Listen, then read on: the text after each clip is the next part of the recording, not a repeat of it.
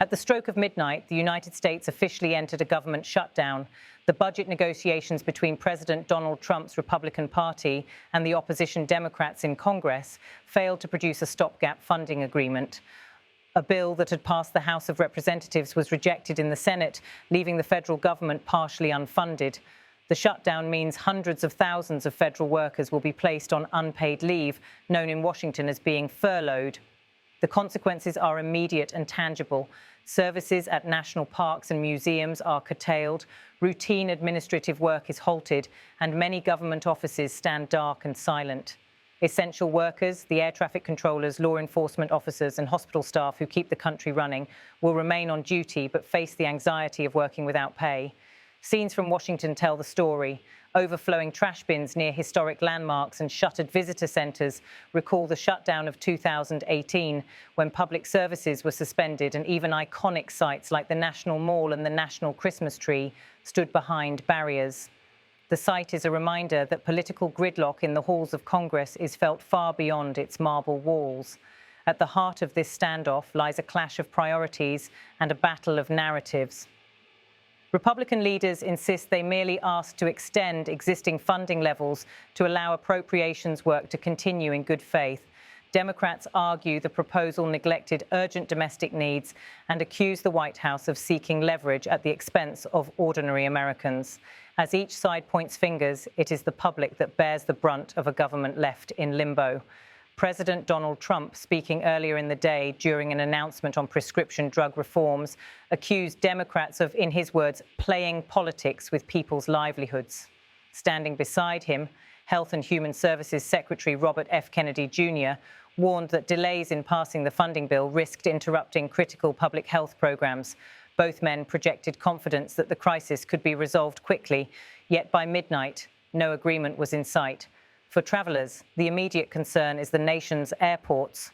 While flights continue as scheduled, Transportation Security Administration officers and air traffic controllers are reporting to work without pay. In past shutdowns, prolonged financial strain led to staff shortages and delays at security checkpoints. Experts warn that if this standoff continues, disruptions could again ripple through the airline system. In the country's research hospitals, the effects are more personal.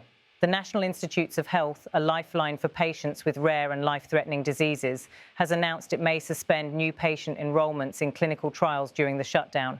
For families hoping for access to cutting-edge treatments, such pauses are not simply bureaucratic delays. They represent a setback in the fight for survival. Economists caution that each day of a shutdown compounds the financial strain. Furloughed workers cut back on spending, small businesses near federal buildings lose customers, and government contractors face delays in payments.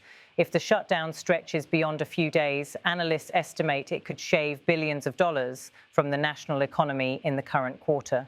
Global investors, already anxious about geopolitical tensions and inflationary pressures, now have one more reason to worry about the world's largest economy. Inside the Capitol, the mood has been tense and at times combative. Reporters gathered in crowded hallways as party leaders emerged from late-night meetings to trade accusations. Senate Majority Leader John Thune argued that his party had offered a fair and responsible extension of funding. Democratic leaders countered that the proposal ignored key domestic priorities and accused the majority of seeking political advantage. For many Americans, the spectacle in Washington feels all too familiar. The shutdown echoes previous budget crises, from the battles of the mid-1990s to the record 35-day impasse of 2018, each of which left scars on the economy and eroded public trust in government.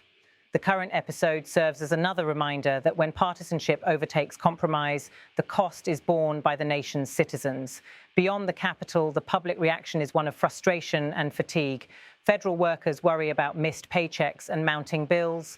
Small businesses that depend on daily government traffic brace for a slowdown in sales. Tourists arriving in Washington to visit museums or national memorials face locked doors and closed signs. For many, the shutdown is not an abstract debate, but a disruption of daily routines and livelihoods. The political stakes are high for both sides. Public opinion often punishes those seen as responsible for such crises. With national elections on the horizon, neither party wants to shoulder the blame. Yet, as the impasse drags on, both risk losing credibility with voters weary of brinkmanship. Throughout American history, shutdowns have been lessons in the limits of political confrontation. They underscore how deeply intertwined government functions are with the everyday lives of citizens, from safe flights and secure borders to clean public spaces and access to healthcare. Each episode is a test not only of leadership, but of the resilience of public institutions. As the shutdown's first day ends, there is no clear path forward. Negotiators continue to meet behind closed doors, but no breakthrough has been announced. Meanwhile, the clock keeps ticking, and the uncertainty grows for the families who depend on federal paychecks and services. The longer the deadlock continues, the more damage it risks inflicting on individuals, on businesses, and on the nation's reputation for stable governance. For now, the United States faces a sobering reality.